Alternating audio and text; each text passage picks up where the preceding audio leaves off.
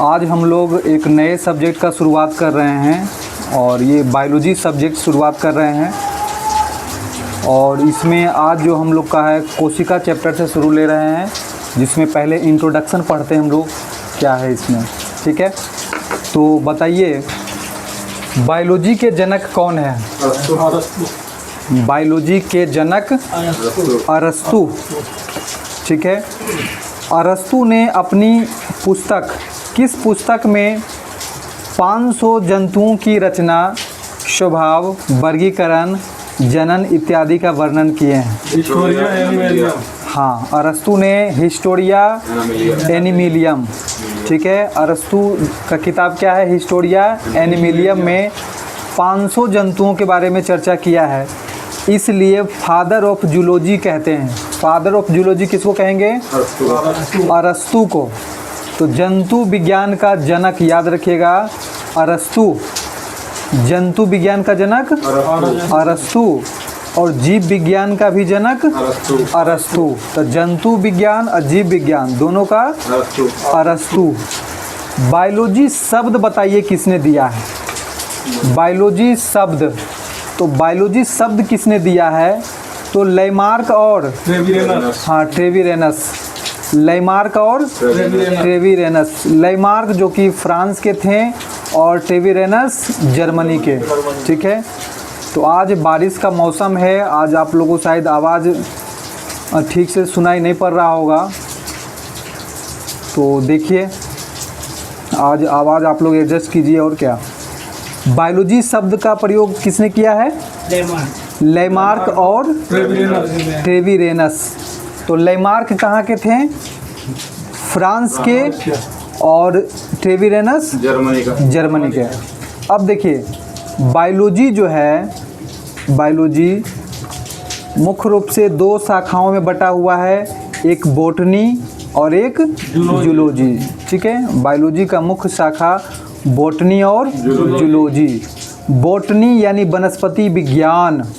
Botany वनस्पति विज्ञान, जिसमें किसका अध्ययन होता है? पेड़ पौधों का अध्ययन। वनस्पति विज्ञान में पेड़ पौधों का अध्ययन होता है, और जंतु विज्ञान में जीव जंतु का अध्ययन होगा। जंतु विज्ञान में जीव जंतु का अध्ययन। ठीक है, तो बताइए वनस्पति विज्ञान के जनक कौन है? थियोफ्रेस्टस।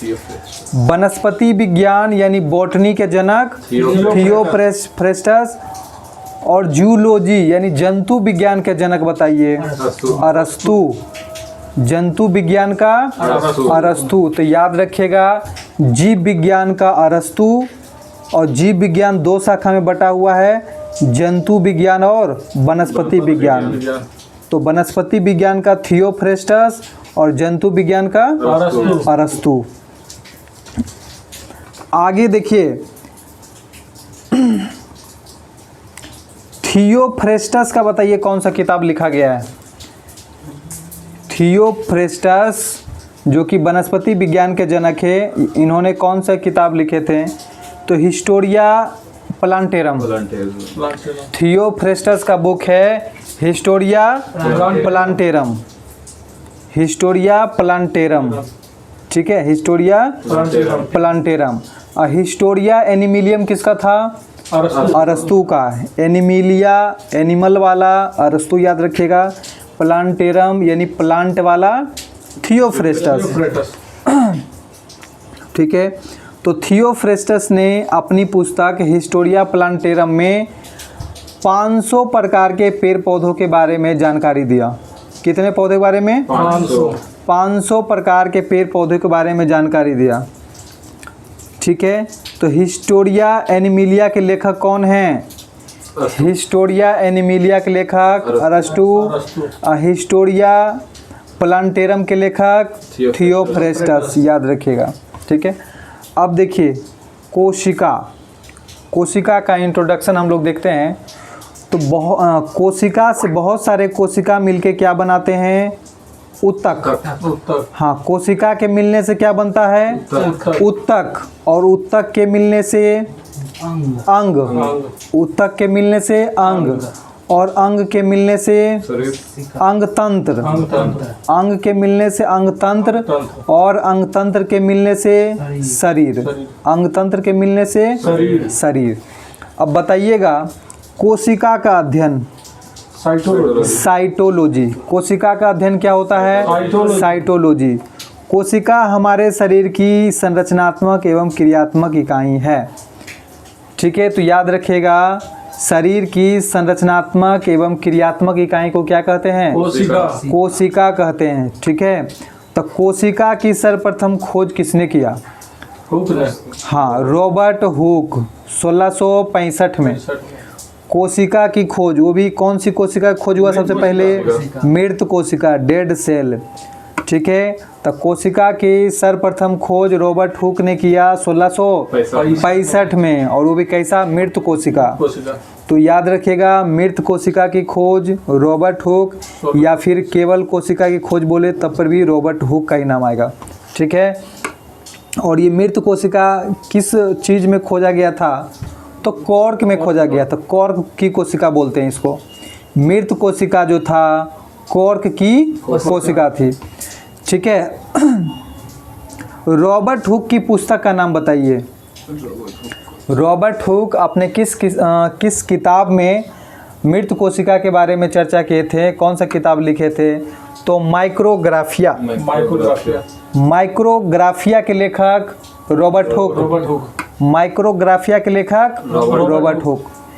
जीवित कोशिका की खोज बताइए किसने किया? ल्यूवेनहॉक। जीवित कोशिका ल्यूवेनहॉक। ठीक है, जीवित से लाइव से ल्यूवेनहॉक याद रखिएगा। तो जीवित कोशिका ल्यूवेनहॉक, मृत कोशिका रॉबर्ट हुक। मृत कोशिका रॉबर्ट हुक। जंतु कोशिका की सर्वप्रथम खोज किसने किया? जंतु कोशिका की खोज। तो जंतु कोशिका मतलब हो गया जीवित कोशिका ही मान सकते हैं। तो जंतु कोशिका की खोज सबसे पहले ल्यूवेनहॉक। तो जीवित कोशिका की खोज ल्यूवेनहॉक किया। ठीक है, तो जंतु कोशिका भी तो सजीव चीज़ ही है। तो जंतु कोशिका का भी खोज किसने किया? ल्यूवेनहॉक। जीवाणु विज्ञान का जनक बताइए, जिसको बैक्टीरियोलॉजी बोलते हैं। जीवाणु विज्ञान को बैक्टीरियोलॉजी। जीवाणु विज्ञान का जनक बताइए। ल्यूवेनहॉक, और एक और वैज्ञानिक का नाम आता है लुई पाश्चर। जीवाणु विज्ञान का जनक ल्यूवेनहॉक और लुईस पाश्चर। ठीक है, जीवाणु विज्ञान। बैक्टीरियोलॉजी के जनक कौन? ल्यूवेनहॉक और लुई पाश्चर। आरबीसी का खोज किसने किया? आरबीसी। तो आरबीसी जीवित कोशिका ही, जो जीवित कोशिका का खोज किया वही आरबीसी का खोज किया है ल्यूवेनहॉक। सूक्ष्म विज्ञान का खोज किसने किया? माइक्रोबायोलॉजी। सूक्ष्म विज्ञान का खोज भी ल्यूवेनहॉक ने किया। सूक्ष्म विज्ञान यानी माइक्रोबायोलॉजी का खोज, हाँ, यानी सूक्ष्म विज्ञान के जनक हैं ल्यूवेनहॉक। तो याद रखिएगा मृत कोशिका का खोज किसने किया? रॉबर्ट हुक 1665 में। जीवित कोशिका का खोज ल्यूवेनहॉक। जीवित कोशिका का खोज ल्यूवेनहॉक। जंतु कोशिका का खोज ल्यूवेनहॉक। तो जो जीवित कोशिका का खोज किया वही जंतु कोशिका का खोज किया है, और वही जीवाणु कोशिका, और वही आरबीसी, और वही सूक्ष्म विज्ञान। इतना एक आदमी का नाम याद रखिएगा, ल्यूवेनहॉक। तो ल्यूवेनहॉक ने कौन कौन सा खोज कर दिया? एक तो जीवित कोशिका। जीवित कोशिका से सबको याद रखिएगा, जो जो जीवित वाला है सब इसी का हो जाएगा।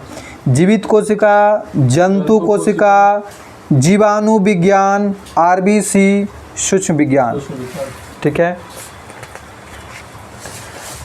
अब देखिए बताइएगा नर युग्मक की सर्वप्रथम खोज किसने किया? नर युग्मक। तो नर युग्मक जिसको हम लोग शुक्राणु बोलते हैं, स्पर्म की खोज किसने किया? ल्यूवेनहॉक। हाँ, नर युग्मक यानी शुक्राणु स्पर्म की खोज सर्वप्रथम किसने किया? ल्यूवेनहॉक। अब बताइएगा सबसे बड़ी कोशिका। सबसे बड़ी कोशिका शुतुरमुर्ग का अंडा। सबसे बड़ी कोशिका शुतुरमुर्ग का अंडा कितना केजी का होता है? लगभग 2 किलो। हाँ, लगभग 2 केजी का होता है। तो सबसे बड़ी कोशिका शुतुरमुर्ग का अंडा। सबसे छोटी कोशिका माइकोप्लाज्मा गैलीसेप्टिकम। सबसे छोटी कोशिका माइकोप्लाज्मा गैलीसेप्टिकम। ठीक है, आगे बताइएगा। मानव शरीर की सबसे बड़ी कोशिका, मानव शरीर की सबसे बड़ी कोशिका अंडाणु ओवम। ठीक है, जो कि मादा युग्मक कहलाता है। अंडाणु क्या है? मादा युग्मक, जो कि फीमेल में होता है। तो मानव शरीर की सबसे बड़ी कोशिका अंडाणु ओवम है। ठीक है, मानव शरीर की सबसे छोटी कोशिका स्पर्म। मानव शरीर के सबसे छोटी कोशिका शुक्राणु यानी स्पर्म है, जिसको नर युग्मक बोलते हैं, जो कि मेल में पाया जाता है। तो याद रखिएगा, मानव शरीर की सबसे बड़ी कोशिका अंडाणु और सबसे छोटी कोशिका शुक्राणु। और मानव शरीर की सबसे लंबी कोशिका न्यूरॉन, तंत्रिका कोशिका, जिसको न्यूरॉन बोलते हैं। मानव शरीर की सबसे लंबी कोशिका तंत्रिका, तंत्र की कोशिका, जिसको न्यूरॉन बोलते हैं। और ये कोशिका कहाँ होता है? मस्तिष्क में। ठीक है, कहाँ होता है? मस्तिष्क में। तो तंत्रिका कोशिका मस्तिष्क में। ठीक है, तो याद रखिएगा, सबसे बड़ी कोशिका कौन सा होता है? शुतुरमुर्ग का अंडा। सबसे बड़ी कोशिका शुतुरमुर्ग का अंडा और सबसे छोटी कोशिका माइकोप्लाज्मा गैलीसेप्टिकम। ठीक है, ठीक है, ये सारे जीव जंतु जितने भी सब ऑल ओवर में मिला के बोला जाता है। सबसे बड़ी, सबसे छोटी शुतुरमुर्ग का अंडा और माइकोप्लाज्मा गैलीसेप्टिकम। मानव शरीर के बारे में बड़ा छोटा बोलेगा तो अंडाणु और शुक्राणु ही बोलना है, अंडाणु और शुक्राणु। और सबसे लंबी कोशिका बोल दे मानव शरीर की तो तंत्रिका, तंत्र की कोशिका। ठीक है, अब देखिए आगे आइए। कोशिका अंग, कोशिका अंग। तो कोशिका के अंग सुन लीजिए। तो सबसे पहले सुनिए, पादप कोशिका। एक होता है पादप कोशिका और एक होता है जंतु कोशिका। एक पादप कोशिका और एक जंतु कोशिका। ठीक है, पादप कोशिका का आकार कैसा होता है? चौखुट होता है, याद रखिएगा। ठीक है, आयताकार। ठीक है, पादप कोशिका का आकार चौकोर होता है या आयताकार इसको बोलते हैं। तो पादप कोशिका का आकार चौखुट होता है। कैसा होता है? चौखुट। और वहीं जंतु कोशिका का आकार गोल होता है। जंतु कोशिका का आकार गोल और पादप कोशिका चौखुट। ठीक है, पादप कोशिका में रसधानी क्या होता है? बहुत बड़ा होता है। ठीक है, हाँ, तो पादप कोशिका में रसधानी जो होता है बहुत ही बड़ा होता है। पादप कोशिका का रसधानी बड़ा होता है और वहीं जंतु कोशिका का रसधानी छोटा होता है। ठीक है, तो पादप कोशिका का रसधानी बहुत बड़ा होता है। यही कारण है कि पादप कोशिका का केंद्रक बीच में नहीं पाया जाता। पादप कोशिका में केंद्रक बीच में नहीं होता, याद रखिएगा। पादप कोशिका का केंद्रक बीच में नहीं होता है और वहीं जंतु कोशिका का केंद्रक बीच में होता है। ठीक है, तो पादप कोशिका में रसधानी बहुत बड़ा होता है, इसलिए पादप कोशिका में केंद्रक बीच में नहीं होता है। जंतु कोशिका में रसधानी क्या होता है? बहुत ही छोटा। जंतु कोशिका में रसधानी बहुत ही छोटा होता है। पादप कोशिका के सबसे बाहरी आवरण को क्या कहते हैं? कोशिका भित्ति। पादप कोशिका के सबसे बाहरी आवरण को कोशिका भित्ति यानी सेल वाल। सबसे बाहरी आवरण को क्या बोलते हैं? कोशिका भित्ति यानी सेल वाल। जबकि जंतु कोशिका के सबसे बाहरी आवरण को कोशिका झिल्ली बोलते हैं। जंतु कोशिका के सबसे बाहरी आवरण को कोशिका झिल्ली सेल मेम्ब्रेन। कोशिका झिल्ली यानी सेल मेम्ब्रेन। और वहीं पादप कोशिका के सबसे बाहरी आवरण को क्या कहते हैं? सेल वाल, कोशिका भित्ति। जंतु कोशिका में कोशिका भित्ति नहीं पाया जाता है। जंतु कोशिका में कोशिका भित्ति नहीं पाया जाता है। कोशिका भित्ति किस में पाया जाता है? पादप कोशिका में। पादप में जंतु कोशिका ये कोशिका भित्ति पाया जाता है जो कि उसके बाहरी आवरण को मजबूत बनाता है। ठीक है, तो याद रखिएगा जंतु कोशिका में कोशिका भित्ति नहीं पाया जाता है। ठीक है, उसके बाद देखिए कोशिका दर्भ, कोशिका द्रव से ही पता चल रहा होगा। कोशिका दर्भ, कोशिका में जो द्रव होता है, लिक्विड होता है, तो यह अर्ध तरल पदार्थ होता है। कोशिका दर्भ क्या होता है? अर्ध तरल पदार्थ होता है, बिल्कुल दही की तरह। ठीक है, जितने भी कोशिका अंग हैं, जितने भी कोशिका अंग हैं, चाहे वो राइबोसोम, माइटोकॉन्ड्रिया, लाइसोसोम, गोल्गी काय, तारक काय, इंडोप्लाज्मिक रेटिकुलम, ये सारे कोशिका अंग कोशिका द्रव में डूबे होते हैं।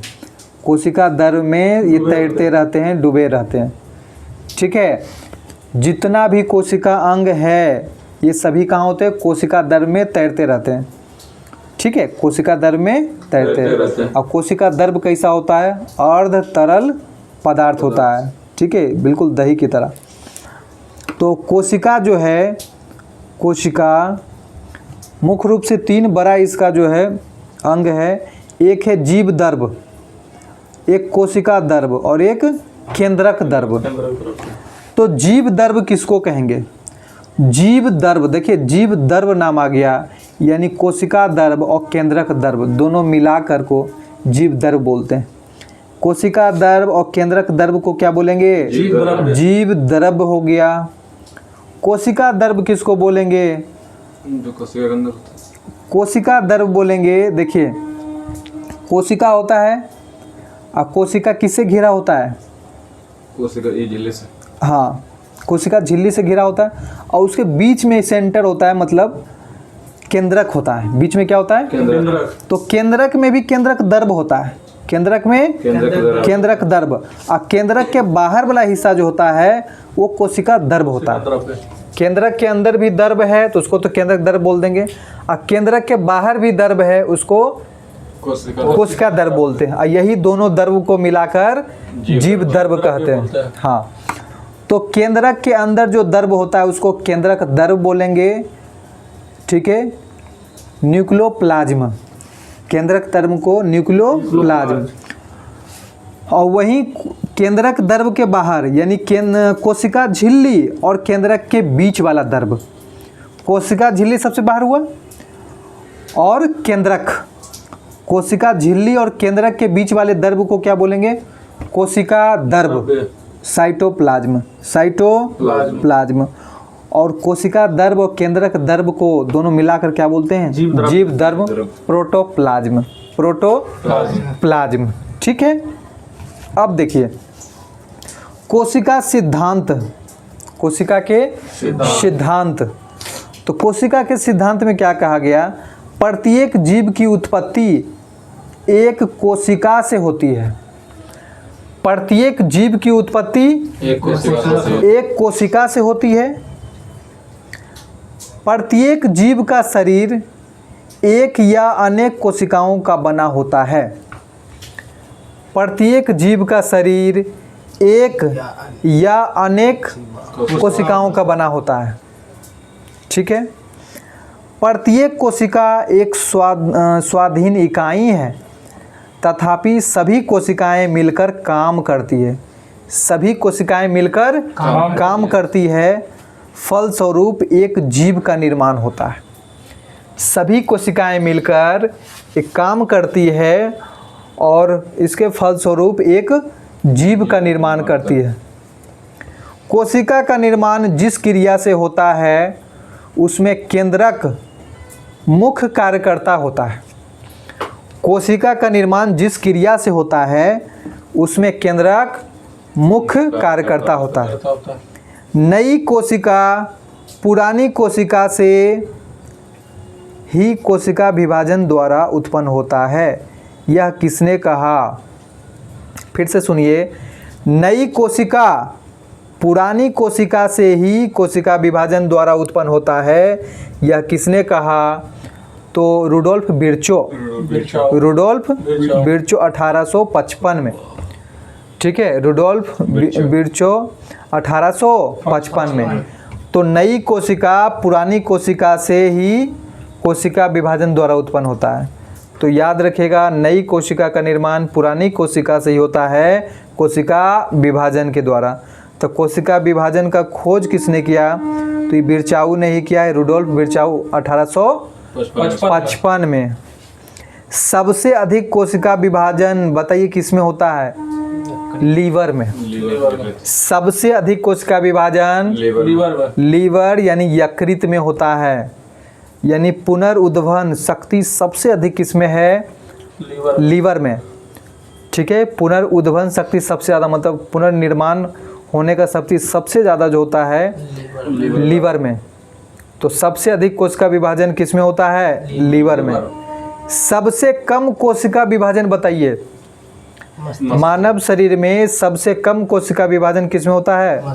मस्तिष्क में। और सबसे अधिक कोशिका विभाजन किसमें होता है? लीवर में।